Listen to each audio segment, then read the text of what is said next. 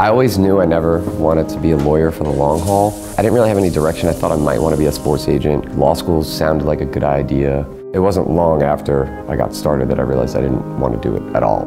Well, it started with, I know I'm going to get out. And it wasn't until I started really writing my style blog that I knew that I wanted to open a store someday, maybe. I mean, I did it because it was like cathartic. I would go to work, I'd eventually become miserable at some point throughout the day, and then would just kind of go into my cave and start writing. It felt good to just like do something different.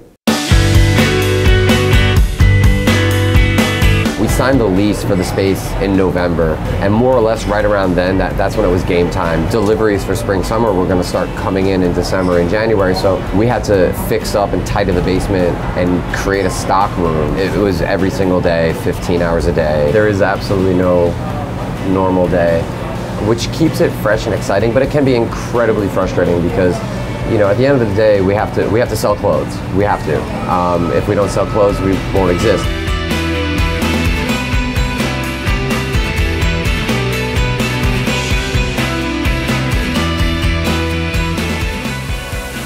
So we're going to a showroom visit right now with Ovadia & Sons, one of our vendors that we carry at Carson Street. You know, with the showroom visit, we go in and just kind of talk to them about what they're most excited about, what they think is most sellable, and then we just start thumbing through the racks and try to pick up the stuff that we think is most appropriately representative of Carson Street. Let's go take a look.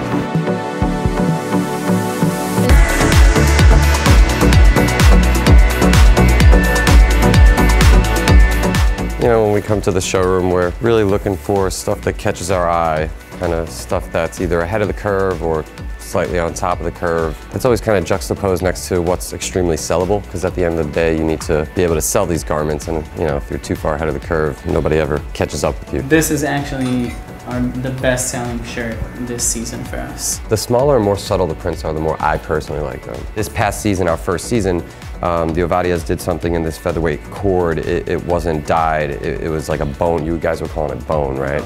It was a cutoff though, and it was frayed at the bottom. We basically sold out of them in like March. You know, when a vendor like the Ovadias come out with something that's similar that a customer knows, it keeps it fresh in our mind. That's kind of how we make our decisions sometimes.